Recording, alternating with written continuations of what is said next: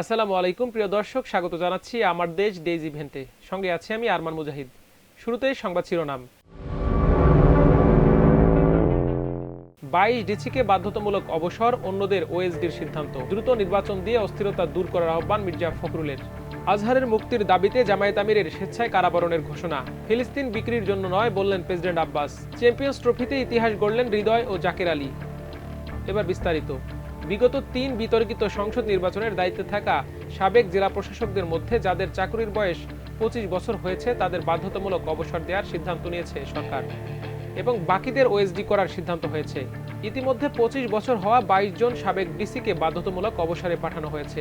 সচিবালয়ে আজ সাংবাদিকদের এই সিদ্ধান্তের কথা জানান জনপ্রশাসন মন্ত্রণালয়ের জ্যেষ্ঠ সচিব মোহাম্মদ মোখলেসুর রহমান। এর আগে গতকাল বুধবার বিভিন্ন মন্ত্রণালয়, বিভাগ ও দপ্তরে কর্মরত যুগ্ম সচিব ও সমপর্যায়ের পদে থাকা প্রশাসনের 33 জন কর্মকর্তাকে জনপ্রশাসন মন্ত্রণালয়ে ওএসডি করে সরকার। দর্শক, সংবাদ বিশ্লেষণে আজ আমাদের সঙ্গে যুক্ত আছেন আমার দেশের বিশেষ প্রতিনিধি জনাব এম এ নোমান। নোমান ভাই, আপনাকে স্বাগত জানাচ্ছি। জি, ধন্যবাদ আপনাকে। আজকের সংবাদগুলো আপনি শুনলেন। আজকের সবচেয়ে গুরুত্বপূর্ণ যে খবর সেটি হচ্ছে যে 22 ডিসিকে বাধ্যতামূলক অবসরের ঘোষণা দেওয়া হয়েছে এবং অন্যদেরকে ওএসডির সিদ্ধান্ত নেওয়া হয়েছে। আসলে আপনি আজকে সেই প্রেস ব্রিফিংয়ে ছিলেন, কি ঘটনাটি আসলে আপনি যদি দর্শকদের উদ্দেশ্যে বলতেন। যে আপনি ঠিকই বলেছেন, মানে নির্বাচন বলতে যেই শব্দটাকে আমরা বুঝি, আমাদের দেশের জনগণ বুঝি না। পুরো বিশ্বে নির্বাচনের মাধ্যমে একটা সরকার পরিবর্তন হয়, একটা নতুন সরকার আসে, একটা সরকার বিদায় নেয়। তো গত 3টা যে ইলেকশন হলো 2014, 2018 এবং 2024, এই 3টা ইলেকশনকে এক কথায় নির্বাচন বলা যায় না। এবং শুধু এটা যে সরকারের বর্তমান অন্তর্বর্তী সরকারের উপদেষ্টারা বলছেন বা সরকার যে পলিসিগত ব্যাপার তা না। এটা আপনি ইতিপূর্বে খেয়াল করছেন যে আসলে ইলেকশন 3টাকে নিয়ে যে এত উপহাসের পরিচয় দেওয়া হয়েছে এবং এইগুলো নিয়ে যে হাস্যরসের সৃষ্টি হয়েছে সর্বমহলে, রাজনৈতিক দল বলেন, বিশেষজ্ঞ বলেন, আর আমলা এবং আপনার যে পর্যবেক্ষক যারা আছেন, বিদেশি পর্যবেক্ষক, সর্বমহলে। তো ফলে এই 3টা ইলেকশন যারা কন্ডাক্ট করছেন, পরিচালনা করছেন ওই সময় দায়িত্ব থেকে, যারা জেলা প্রশাসক ছিলেন, ডিসি, তারা সাংবিধানিক যে পদ্ধতি সিস্টেম সেই অনুযায়ী তারা রিটার্নিং অফিসার ছিলেন। তো ফলে এই দায়িত্বটা তাদের উপর অনেক বড় আসে এবং এটা একটা এই ধরনের একটা দাবিও ছিল যে যারা 3টা ইলেকশন পরিচালনা করছেন সরকারের সহযোগী হিসাবে, তাদের বিরুদ্ধে একটা ব্যবস্থা নেওয়া হয়। তো সরকার গত 6 মাস চলে গেল, অন্তর্বর্তী সরকারের এই দাবিগুলো জোরদার দিন দিন জোরালো হচ্ছিল। সর্বশেষ আপনি দেখছেন যে গতকাল থেকে এই রিটার্নিং অফিসার যারা ওই সময় দায়িত্ব পালন করছেন, রাতের ভোট, ভুয়া ভোট বা ডামি ভোট যে অর্থেই দেখেন, তাদের বিরুদ্ধে ব্যবস্থা নেওয়া শুরু হয়েছে। এবং সেই অর্থেই আজকে আপনি খেয়াল করছেন 21 জন রিটার্নিং অফিসার যারা ডিসি হিসাবে ছিলেন এবং তাদেরকে বাধ্যতামূলক অবসরে দিয়েছেন। আর অপর যারা আছেন, গতকালকে এই ধরনের 43 জন, এর আগে 12 জন, মোট 50 জনকে ওএসডি করা হয়েছে। আজকে আরও আপনি আরেকটা তথ্য আসছে এখানে যে 2 জন সচিবকেও, যারা বিভিন্নভাবে এই নির্বাচনগুলোকে প্রভাবিত করছেন সরকারের পক্ষে, বিগত সরকারের পক্ষে, তাদেরকেও আজকে ফোর্স রিটায়ারমেন্টে দেওয়া হয়েছে, বাতিল অবসরে দেওয়া হয়েছে। এই যে অবসরের ঘটনা আপনি নিজেও বলেন, আসলে এই নির্বাচনগুলি যেগুলো বিতর্কিত নির্বাচন বলা হচ্ছে, সেই নির্বাচনে তাদের মানে ডিসিরাই তো একরকম আইনি বৈধতা দাতা হিসেবে কাজ করেছে নির্বাচনগুলোকে। হ্যাঁ, সেটা একত্রে, শুধু একত্রে না, এটি বাস্তবতা যে একটা জেলার যিনি জেলা প্রশাসক ডিসি, তিনি যে রিটার্নিং অফিসার হিসেবে দায়িত্ব পালন করেন, তিনি ফলাফল ঘোষণা থেকে শুরু করে সমস্ত দায় দায়িত্ব তারই। ফলে আজকে যিনি সিনিয়র সচিব, মাননীয় সিনিয়র সচিব জনপ্রশাসন মন্ত্রণালয়, তিনি পরিষ্কারভাবে কথাটা বলছেন। আজকে সাংবাদিকদের একটা প্রশ্ন ছিল যে এখানে সরকারের দায় এবং এই ডিসি যারা ছিলেন রিটার্নিং অফিসার, তাদের দায় আপনি কীভাবে ডিফাইন করবেন। তো তিনি ব্যাখ্যা করছেন যে এই ডিসিদের উপর দায়টা কিন্তু অনেক বেশি, কারণ ওনারা কেউ কিন্তু অপারগতা প্রকাশ করে নাই। তারা জানতেন যে এটা একটা ভুয়া ভোট হচ্ছে, রাতের ভোট, দিনের ভোট রাতে হচ্ছে, যেটা আসলে কোনো নির্বাচনের আওতায় পড়ে না, এটাকে মানে এটা কোনো নির্বাচনই না। তো ফলে তারা কেউ কিন্তু অমত করেন নাই যে না, আমরা আসলে এই দায়িত্ব পালন করতে পারবো না। এটা তো আসলে সাংবিধানিকভাবে আমার যে দায়িত্ব, রাষ্ট্রের উপর, জনগণের উপর, যে আমি একজন পাবলিক সার্ভেন্ট হিসাবে যে আমার দায়িত্ব, তার বাইরে গিয়ে সরকারের একবারে অন্ধের মতো যে আমি ইলেকশনটা হয় নাই কিন্তু আমি নির্বাচন হিসেবে আমি দেখে দিচ্ছি, সহযোগী হিসেবে ভূমিকা পালন করছে, তাও মনে হয় বলা যেতে পারে। আরেকটি বিষয় যে এই অবসর এবং ওএসডি, এই দুটি কি আসলে সমাধান? কারণ বিগত যে নির্বাচন গুলিতে তারা সহযোগিতা করেছে, সেখানে আমরা দেখেছি যে নির্বাচন ঘিরে অনেক সহিংসতার ঘটনাও ঘটেছে এবং অনেক নির্বাচনের আগে বা পরে এই নির্বাচনের অনিয়মের কারণে কিন্তু একটা স্বৈরাচার তৈরি হয়েছে, যে হাসিনাকে স্বৈরাচার বা সেই স্বৈরাচার তৈরি হয়েছে নির্বাচনের কারণেই, এই ক্ষমতাটা সে পেয়েছে। তাহলে কিভাবে করে এই শুধু অবসর বা ওএসডি এর এর এই সমাধান কিনা? হ্যাঁ, এখানে আপনি ঠিকই বলেছেন যে একজন সরকারি কর্মকর্তা বা আমলা, তার বিরুদ্ধে একটা ব্যবস্থা নেওয়ার যে একটা প্রসিডিংস বা একটা প্রসিডিউর সিস্টেম, তো যেটা রুলস অফ বিজনেস বলেন বা তাদের যে চাকরি বিধি, সেই বিধির আওতায় কিন্তু আসলে এগুলো স্টেপ বাই স্টেপ পর্যায়ক্রমে ব্যবস্থা নিতে হয়। তো প্রথম ধাপে যাদের চাকরির বয়স ইতিমধ্যে 25 বছর উত্তীর্ণ হয়ে গেছে, তাদেরকে তো ফোর্স রিটায়ারমেন্টে দেওয়ার সুযোগ আছে বা দিচ্ছে আইন অনুযায়ী, বিধান অনুযায়ী প্রচলিত যে বিধান আছে, এবং বাকিদেরকে ওএসডি করছে। এটা হলো একটা প্রাথমিক ধাপ, মানে তাদের বিরুদ্ধে যে ব্যবস্থা নিচ্ছে, এই ব্যবস্থার প্রথম ধাপটা হলো এগুলো। এরপর পরবর্তীতে তাদের যে বিভাগীয় ব্যবস্থা, আইনগত ব্যবস্থা, আরও স্টেপ বাই স্টেপ অনেক ব্যবস্থা তাদের বিরুদ্ধে নেওয়ার। ইতিমধ্যে আপনি জানেন যে 3টা ইলেকশনের সঙ্গে যারা প্রত্যক্ষভাবে জড়িত, এই বিষয়টা দমন কমিশন তদন্ত করছে, অনুসন্ধান করছে। তারা দেখছেন এখানে কার কতটুকু দায় আছে, লায়াবিলিটি তার কতটুকু, সেভাবেই তারা ব্যবস্থা নেবেন। এই ধরনের একটা সিদ্ধান্ত কিন্তু সরকারের আছে, এবং সরকার এই সিদ্ধান্তটা বাস্তবায়ন করার জন্য একটা উচ্চ পর্যায়ের কমিটি করে দিয়ে দেওয়া হয়েছে। আপনি জানেন যে মাননীয় অর্থ উপদেষ্টা ডক্টর সালেউদ্দিন আহমেদকে আহ্বায়ক করে একটা কমিটি কাজ করছে, যে এই 3টা ভুয়া ইলেকশন, যে 3টা ইলেকশন শুধু রাষ্ট্রের মর্যাদা ক্ষুণ্ণ করে নাই, বাংলাদেশের যে একটা ইমেজ বহির্বিশ্বে, সেই ইমেজগুলোকে ক্ষুণ্ণ করছে। একটা দেশের গণতান্ত্রিক ব্যবস্থা সিস্টেম যদি ভঙ্গুর হয়ে যায়, ভেঙে যায়, তাহলে কিন্তু এই রাষ্ট্রটা আসলে রাষ্ট্রের যে কাঠামোগত যে পরিস্থিতি বা যে কাঠামো, এটা কিন্তু থাকে না।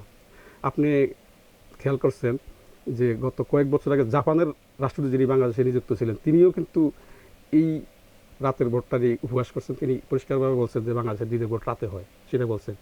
ইতিপূর্বে বিএনপি মহাসচিব মির্জা ফখরুল আলমগীরও বলছেন যে এটা কুত্তামার্কা ইলেকশন। দিকে পত্রিকাতে নিউজ আসছে এবং ব্যাপকভাবে মিডিয়া এটা প্রচারিত হয়েছে।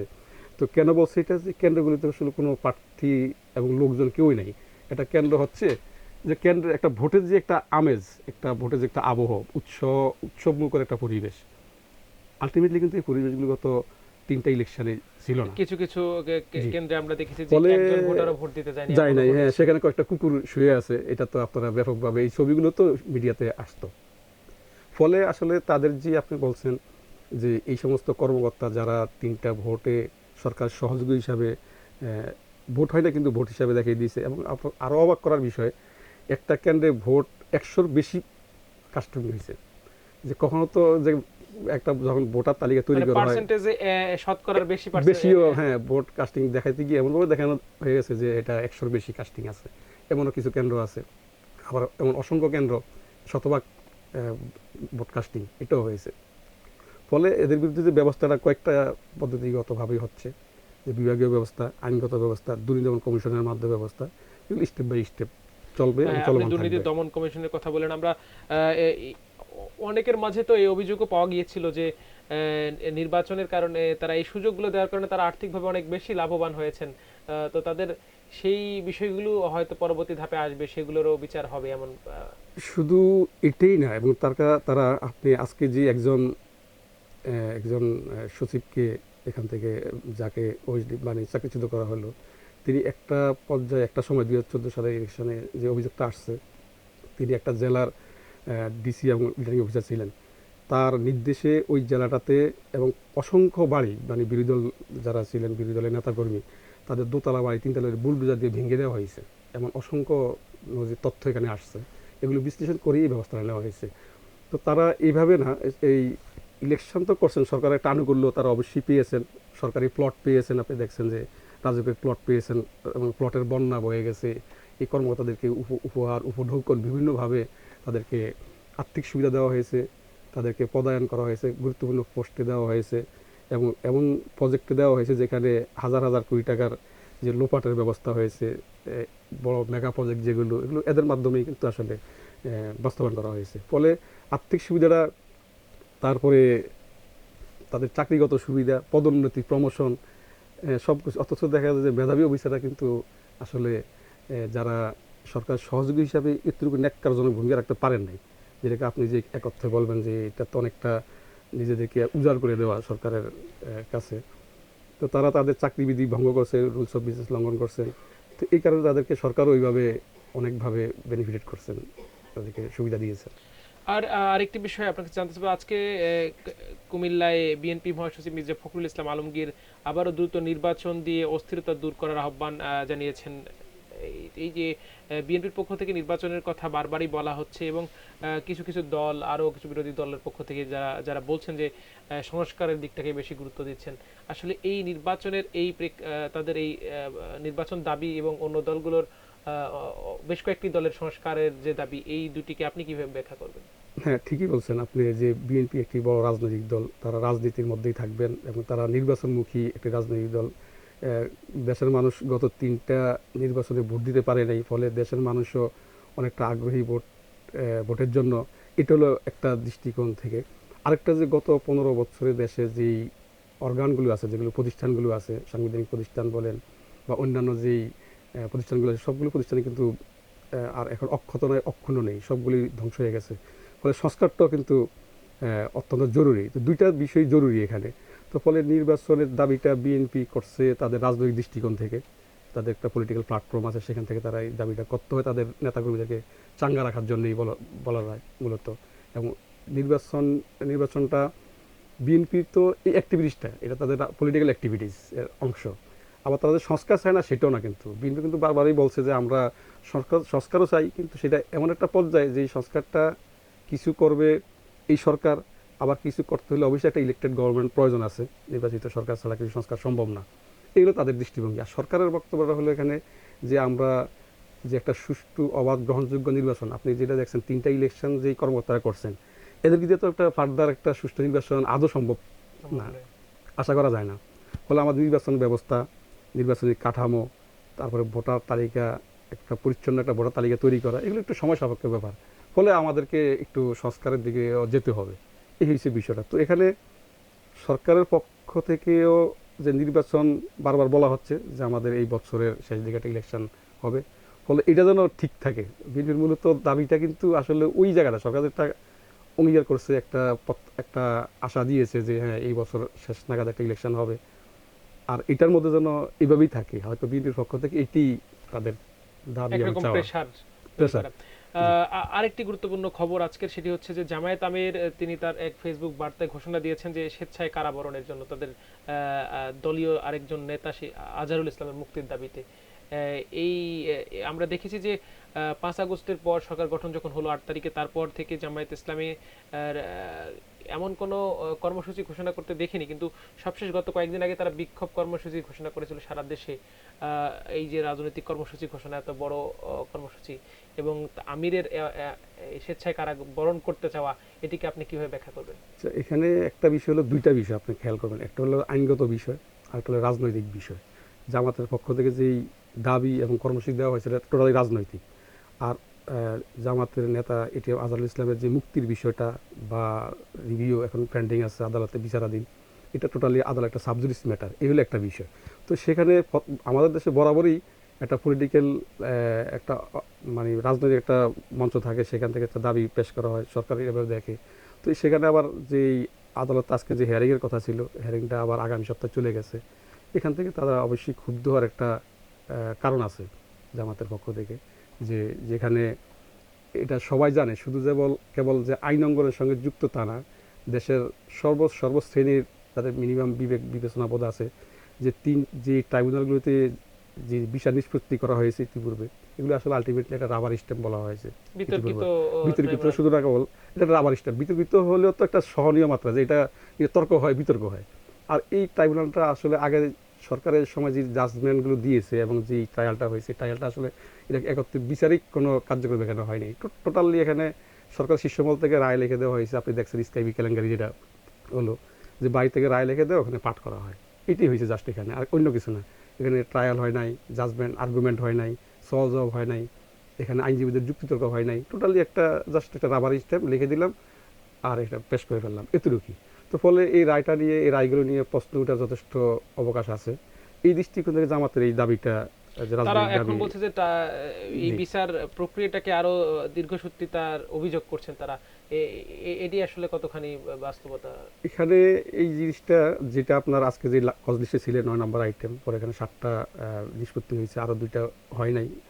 এটা কোর্টের একটা প্রসিডিউর, এটা হলো একটা দৃষ্টিকোণ থেকে আর কি, যে কোর্টের নেক্সট যে আবার সামনে যে হিয়ারিংটা হবে, হয়তো ওই হিয়ারিংয়ে এটা চলে আসবে তালিকায়, শুনানির পর্যায়ে চলে আসবে এখানে। আর ওই যে যেটা বললাম যে জামাতের পক্ষ থেকে তাদের রাজনৈতিক অবশ্যই তাদের চাওয়া যে হ্যাঁ 6 মাস হয়ে গেল আমাদের নেতার তো বিনা বিচারে আদালতে কাঠগড়ায় জেলখানায় মঞ্চে ইয়াতে আছে, জেলখানায় আছে, আটক আছে। তো ফলে তার মুক্তিটা তাদের রাজনৈতিক অধিকার, তার মুক্তি দাবি করাটা। আর আদালত তো এখানে আইনজীবীরা ফাইট করতেছেন, আইনজীবীরা এখানে বিচারের মধ্যে আছেন, তারাও চাচ্ছেন দ্রুত নিয়ে আসার জন্য। আদালতেরও কিছু বিষয় আছে যে এটা তালিকায় পর্যায়ক্রমে আসতে হবে। সবগুলো বিষয় এখানে হয়তো সামনের দিনে এটা ভালো একটা ফল আমরা দেখবো আর কি এখানে। হ্যাঁ নোমান ভাই, আপনার গুরুত্বপূর্ণ সময় থেকে আমাদেরকে সময় দেওয়ার জন্য ধন্যবাদ। পরবর্তী প্রসঙ্গ, অন্তর্বর্তী সরকারের উদ্দেশ্যে বিএনপির মহাসচিব মির্জা ফখরুল ইসলাম আলমগীর বলেছেন, আজকে পুরো জাতি অস্থিরতার মধ্যে আছে, দ্রুত নির্বাচন দিয়ে অস্থিরতা দূর করুন। আরেকটি রাজনৈতিক দলকে বলবো, এমন কিছু বলবেন না যাতে দেশ আবারও অস্থির হয়ে ওঠে। বিকেলে কুমিল্লার লাকসাম স্টেডিয়ামে রাষ্ট্র সংস্কারে বিএনপির 31 দফা বাস্তবায়নে আয়োজিত এক জনসভায় প্রধান অতিথির বক্তব্যে তিনি একথা বলেন। এদিকে বাংলাদেশ জামায়াতে ইসলামীর কারাবন্দী নেতা সহকারী সেক্রেটারি জেনারেল এটিএম আজহারুল ইসলামকে জামিনে মুক্তি দেয়া নিয়ে বারবার কালক্ষেপণ করায় স্বেচ্ছায় কারাবরণের ঘোষণা দিয়েছেন দলটির আমির ডাক্তার শফিকুর রহমান। ফেসবুকে দেয়া এক বার্তায় তিনি এ ঘোষণা দেন। দলীয় নেতাকর্মী ও দেশবাসীকে উদ্দেশ্য করে জামায়াত আমির বলেন, ফেসিবাদের নিষ্ঠুর জুলুমের শিকার মজলুম জননেতা এটিএম আজহারুল ইসলাম এখনও কারাবন্দী রয়েছেন। একে একে সব জাতীয় নেতা মুক্তি পেলেও তিনি বৈষম্য ও জুলুমের শিকার হয়ে কারা জীবনে কঠিন বোঝা বহন করে চলছেন। তাকে কারাগারে রেখে বাইরে অবস্থান করা আমার পক্ষে একেবারেই সম্ভব নয়। আমরা সরকারকে যথেষ্ট সময় দিয়েছি। স্বেচ্ছায় গ্রেপ্তার হওয়ার ঘোষণা দিয়ে আইন ও স্বরাষ্ট্র মন্ত্রণালয়ের উদ্দেশ্যে তিনি বলেন, এ জুলুমের প্রতিবাদে এবং এটিএম আজহারুল ইসলামের মুক্তির দাবিতে আমি নিজে গ্রেপ্তার হওয়ার জন্য 25 ফেব্রুয়ারি আদালতে হাজির থাকব। আমাকে গ্রেপ্তার করে কারাগারে পাঠানোর ব্যবস্থা নেবেন। সময় মতো আমাকে যথাস্থানে পাবেন ইনশাআল্লাহ। এবার আন্তর্জাতিক প্রসঙ্গ। ফিলিস্তিন বিক্রির জন্য নয় বলে পুনর্ব্যক্ত করেছেন দেশটির প্রেসিডেন্ট মাহমুদ আব্বাস। বুধবার পশ্চিম তীরের মধ্য অঞ্চলীয় রামাল্লায় ফাতার কেন্দ্রীয় কমিটির বৈঠকের উদ্বোধনী ভাষণে তিনি কথা বলেন। গত শনিবার আদ্দিস আবাবায় শেষ হওয়া আফ্রিকান ইউনিয়নের শীর্ষ সম্মেলনে তার অংশগ্রহণের কথা উল্লেখ করে আব্বাস বলেন, তিনি ফিলিস্তিনি জনগণকে বাস্তুচ্যুত করার যে কোনো প্রচেষ্টার বিরুদ্ধে ফিলিস্তিনের দৃঢ় অবস্থান পুনর্ব্যক্ত করেছেন। ফিলিস্তিন বিক্রির জন্য নয় জোর দিয়ে তিনি বলেন, গাজা, পশ্চিম তীর বা জেরুজালেম সহ তার ভূখণ্ডের কোনো অংশই ছেড়ে দেওয়া হবে না। ফিলিস্তিন ইস্যুর যে কোনো রাজনৈতিক সমাধানের ভিত্তি হিসেবে আন্তর্জাতিক বৈধতা এবং আরব শান্তি উদ্যোগ মেনে চলার গুরুত্বের ওপর জোর দেন আব্বাস। সবশেষ খেলাধুলা। চ্যাম্পিয়ন্স ট্রফিতে নিজেদের প্রথম ম্যাচে ভারতের বিপক্ষে পাওয়ার প্লেতেই 5 উইকেট হারিয়ে ফেলেছিল বাংলাদেশ। স্কোরবোর্ডে তখন রান মাত্র 39। সেখান থেকে দলের মান বাঁচাতে নিজেদের উজাড় করে দিয়েছেন জাকির আলী ও তাওহিদ হৃদয়। জোড়া 50 হাঁকিয়ে টাইগারদের একটি স্বস্তিকর জায়গায় নিয়ে যান তারা। 206 বলে 154 রানের অবিশ্বাস্য জুটি করেছেন জাকির আলী ও তাওহিদ হৃদয়। চাপের মুখে দুর্দান্ত জুটি করে চ্যাম্পিয়ন্স ট্রফির ইতিহাস বদলে দিয়েছেন তারা। মিনি বিশ্বকাপ খ্যাত এই টুর্নামেন্টে ষষ্ঠ উইকেটে সর্বোচ্চ রানের জুটি এটি। এর আগে 2006 সালে পাকিস্তানের বিপক্ষে ষষ্ঠ উইকেটে 131 রানের জুটি গড়েছিল দক্ষিণ আফ্রিকার দুই ব্যাটার মার্ক বোচার ও জাস্টিন ক্যাম্প। ওই ম্যাচে পাকিস্তানকে 124 রানে হারিয়েছিল প্রোটিয়ারা। বৃহস্পতিবার দুবাই ইন্টারন্যাশনাল ক্রিকেট স্টেডিয়ামে 43তম ওভারে জাকের আলী আউট হলে রেকর্ড করা জুটিটি ভেঙে যায়। ভারতীয় পেসার মোহাম্মদ সামিকে উড়িয়ে মারতে গিয়ে কোহলির হাতে তালুবন্দী হন এই ডানহাতি ব্যাটার। দর্শক, আজ এ পর্যন্তই। সবাই ভালো থাকুন, সুস্থ থাকুন, আমার দেশের সাথে থাকুন। আল্লাহ হাফেজ।